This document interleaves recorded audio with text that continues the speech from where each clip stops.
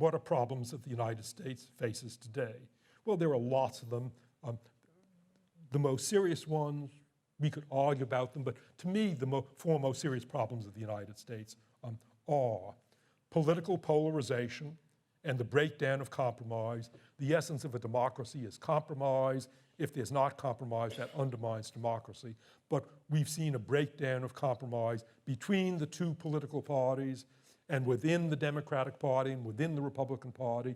And we've seen a breakdown of compromise between the legislature and the executive and the courts. And we've seen a breakdown of compromise between the states and the federal government. My state, California, now has something like 32 lawsuits against the federal government, and conversely, the federal government is suing my state.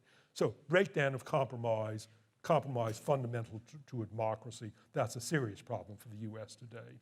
Another fundamental problem, restrictions on voting. The essence of a democracy is that the citizens vote or that they can vote. If the citizens cannot vote, then the country is a democracy only on paper. And as you know well, increasingly, the parties in power locally or in a state are adopting requirements for voting that designed to prevent citizens likely to vote for the other party from voting. And that goes on both sides, which means that the United States is increasingly becoming a democracy on paper. Thirdly, another big problem in the United States is inequality and low socioeconomic mobility.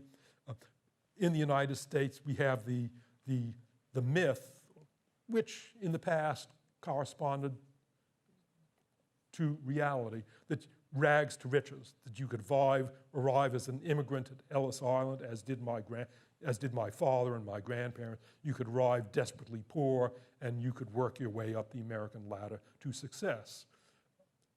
The reality is that among leading first world democracies, inequality is more severe in the United States than in any other major democracy. Japan is perhaps the most equal democracy with the fewest billionaires. And despite the myth of rags to riches, the United States is the democracy in which it's hardest for a poor person to work their way up to wealth. This is the basis of the bitter quip, if you are a baby, choose your parents carefully, because the strongest predictor of the future wealth of a baby is the wealth of parents.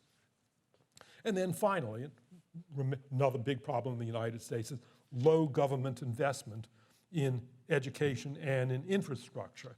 In effect, it means that the United States, with our population of 340 million, we are essentially throwing away 90% of Americans. We are not offering a good education to 90% of Americans.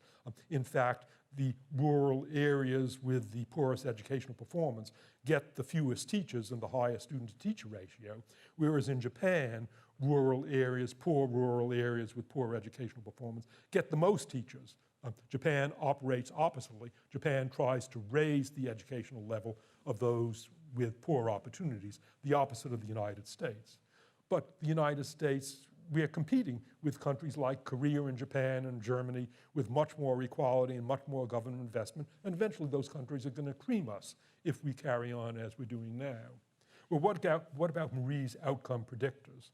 There are reasons to be optimistic about the United States, our national identity, our strong confidence in ourselves, but there are also reasons to be pessimistic about the United States. There is substantial non-acknowledgement that the US today is spiraling into a crisis. There is the widespread denial of responsibility. So often we hear that the problems of the United States stem from what those Canadians are doing, or worse yet, what those Mexicans are doing, or worst of all, what the Chinese are doing. But the fact is that neither Canada nor Mexico nor China can ever destroy democracy in the United States. The only people who can undermine democracy in the United States are we Americans. We have to take responsibility, and we're not taking responsibility.